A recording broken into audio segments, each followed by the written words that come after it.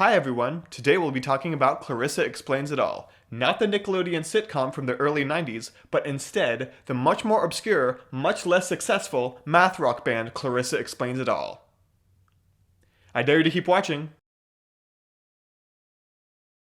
Clarissa Explains It All is perhaps one of the strangest bands I've ever listened to. It's got abstract lyrics, comedic lyrics, disturbing lyrics. It's such a unique blend of Midwest emo, indie rock, and math rock. Now, I couldn't find much information on this band because they're so underground, but what I do know is that the lead singer is Ray Lordy, who was previously the lead singer and one of the guitarists for Oh My God Elephant. Now, Clarissa Explains It All has a similar sound to Oh My God Elephant, but Oh My God Elephant is way more serious, if I can use that word. I get the vibe from this band that after Oh My God Elephant, Ray Lordy just wanted to create something weird and experimental without much emotion.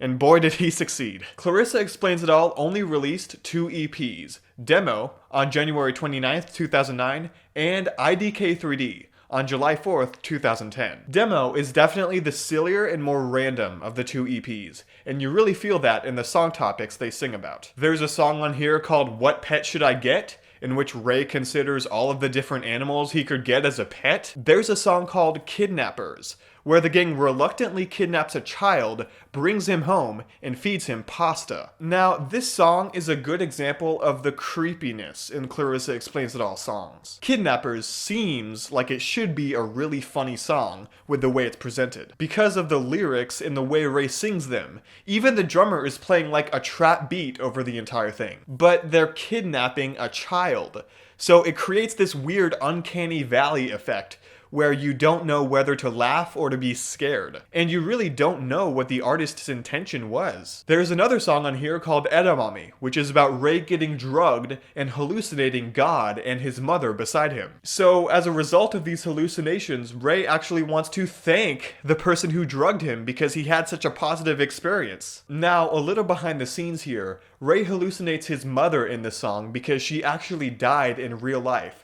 when Ray was really young. This according to Mike Lindquist, who was the drummer in Oh My God Elephant and Ray's longtime friend. There's another song on Demo called Girls Eat Like Squirrels, and I think this one sounds the most like Oh My God Elephant out of all of Clarissa's discography. You know, it's a little slower, it's a little more lo-fi. I wouldn't be surprised if Ray had written this song while he was still in Oh My God Elephant. Now, I want to briefly touch on the production of the Demo EP. I said earlier that I think this is the more casual and fun of Clarissa's 2 EPs, and I think the production reflects that. It very much sounds like a live concert recording. Everything feels really loud in the mix. Ray's vocals, the drums, the guitars, and the bass. And I gotta say, the drums and the bass on this thing are so heavy. I listen to it in my car quite often and I can really feel it, which is a good thing because the drum patterns and the bass lines on these songs are really unique and cool. I mean, their second EP has some interesting rhythms too, but on Demo you really notice it. And the bass just sounds so scrumptious. I love it. Now, as we transition into Clarissa's second EP, I want to mention one negative aspect I found on Demo, which is Ray Lordy's voice. He has a terrible voice. And there are times on the Demo EP where it sounds like he's intentionally singing badly.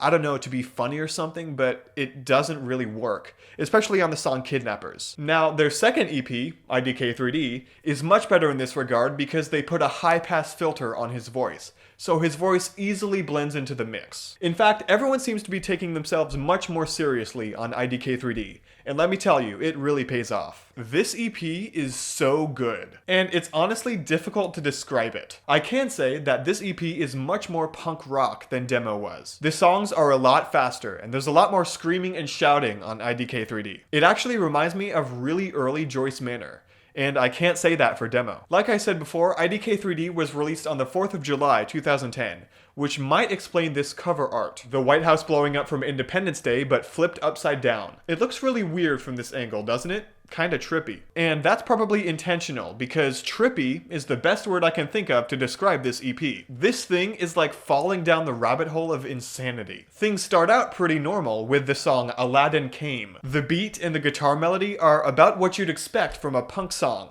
except in the second verse, the drums get way more chaotic and anxious, almost like they're tripping over themselves. Now, the lyrics on this song are not normal at all. The very first line in this song, and the entire EP, is Aladdin came on his carpet. And when I first heard this, I was like, oh, that's kind of unfortunate phrasing, right? I mean, they probably meant to say Aladdin flew in on his carpet, right? Well, no, they don't mean that. They mean Aladdin came on his carpet. When you listen to the song, it becomes abundantly clear which version of the word they're referring to. And it's that thing again where the lyrics are so weird that they're both funny and creepy at the same time. And every other song on IDK3D is like a different variation of this. The lyrics are so weird and nonsensical that they come off as psychedelic, kinda like Bill Wirt's music. The difference with Bill Wirtz is that it's really clear he's trying to be psychedelic. I don't really know what Clarissa is trying to do half the time, but if they are coming off as psychedelic, then I applaud them because I enjoy it that way. If you don't mind, I'd like to recite some of my favorite lines from IDK3D.